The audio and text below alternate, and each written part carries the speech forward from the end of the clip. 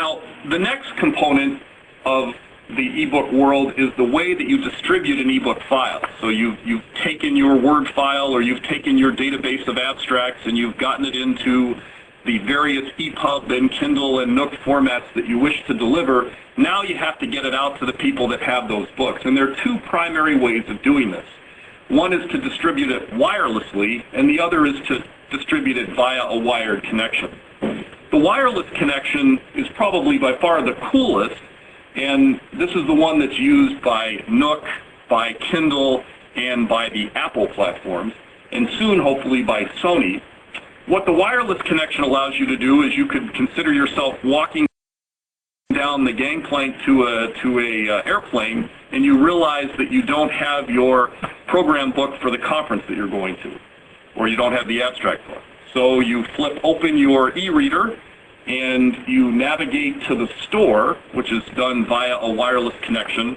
If you're an Apple user, it would be sort of using the same connection your phone uses. If you're a Kindle user, it would be using WhisperNet. And if you're a Barnes & Noble Nook user, it would be using their network. From there, you see on your e-reader screen all the possible books that you could purchase or download. You grab the one that you wish, and in about 60 seconds to maybe 2 or 3 minutes, the entire publication is transferred wirely to your e-reader, and there you have it. In the case of the iPhone, this works pretty much the world over. For Kindle and Nook, it works where they have relationships. Kindle is both U.S. and Europe, and I believe Nook currently is still U.S. only. The other way of getting an ebook file onto your e-reader is actually to copy it from a laptop or desktop computer onto your e-reader while the e-reader is connected via a wire to your USB port. And again, for people that have e-readers, that's a very common way of doing it. Now let's talk a little bit about the e-reader itself. The most popular e-readers right now are the Barnes & Noble Nook, which you'll see on the screen, the Amazon Kindle, which currently has 3 different versions of the Kindle, the Sony e-reader, and there are about 3 different versions of the Sony e-reader right now, and then the Apple products, the Apple iPod Touch, the Apple iPhone, and the soon-to-be-released Apple iPad. While these are the top readers, it's probably interesting to note that there were 30 manufacturers who released new reader technology and new demonstration readers at the Consumer Electronics Show a couple months ago in Las Vegas. So while these are the 5, there's still a lot of people that would like to get in, and a lot of shakeup that obviously has to happen. All but Apple of the e-reader technologies use something that's called digital ink as the platform for displaying stuff. And digital ink is a technology where the letters end up effectively being sprayed electronically on a flexible Mylar surface. Now, for those of you who are already using a Kindle or a Nook or a Sony, it's not particularly flexible. Don't try to bend it.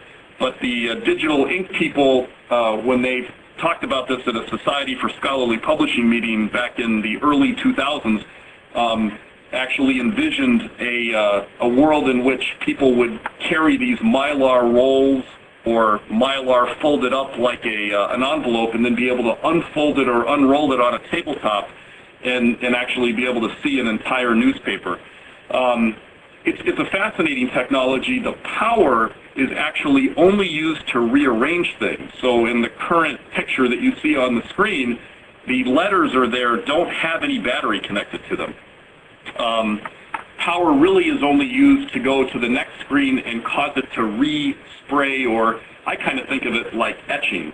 So it re-etches the letters much like the Etch-a-Sketch that we all used as kids.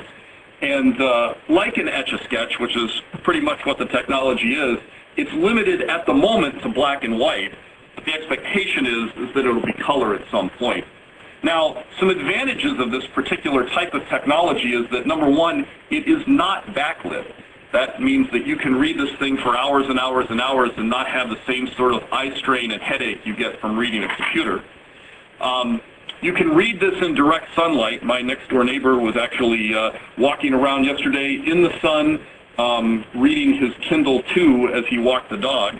And so it's just like a printed book in that respect. You can take it to a beach or do whatever, and it uses very little power. Apple e-reader products, which include the Apple iPod Touch, the Apple iPhone, and the Apple iPad, have some fundamental differences from the digital ink products. Number one, they support color. They are backlit. They're also more of a full-functioning computer than most of the e-readers are, which means that these Apple platforms currently support embedding video within the envelope of the e-book. So this means that there's some fundamental differences between what Apple is envisioning as a book over the long term and what the current e-book readers are. Today we might print an abstract book that contains a chart and a graph and a table. Tomorrow we may be delivering abstract books that contain interactive video or demonstrations as part of them. It's a completely different world, probably as different as the Gutenberg press was to illustrated manuscripts.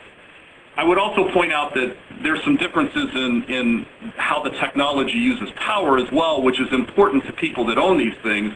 The Apple products right now measure their battery life in hours, whereas the Kindle and Nook products measure their battery life in terms of days. But as in all things, these will change as time goes on.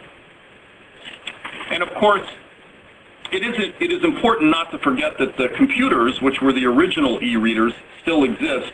And I would invite you, for those of you that do not already own an Amazon Kindle or a Nook or a Sony e-reader or an Apple iPhone of some sort, you can go to Amazon.com and freely, without cost, download for your Macintosh or your PC a reader so you can play with this technology yourself. Then you can buy an e-book off of Amazon, and there are many that are free, so you don't have to pay anything to buy one of these. Just set up an account. You can do the same thing with Adobe Digital Editions, and you can do the same thing with Mobi Pocket. And if any of you out there are neither Mac nor PC users but are Unix users, the Adobe Digital Editions version works in the Unix world as well.